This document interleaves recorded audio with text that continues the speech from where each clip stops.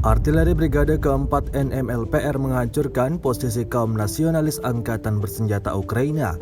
Rekamannya ramai beredar di media sosial Telegram pada Jumat 18 November 2022. Dalam keterangan unggahan disebutkan, peristiwa itu berlangsung di wilayah Belgorovka.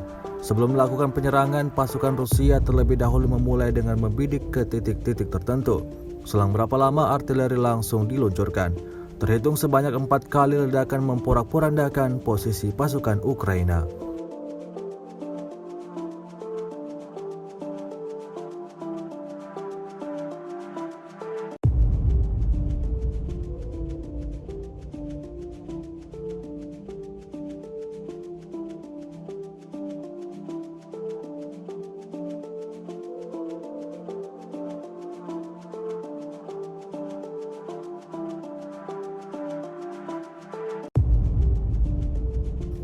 Rusia melaporkan secara total 333 pesawat Ukraina, 177 helikopter, 2.520 kendaraan udara tak berawak, 388 sistem rudal anti pesawat dieliminir sejak awal operasi khusus.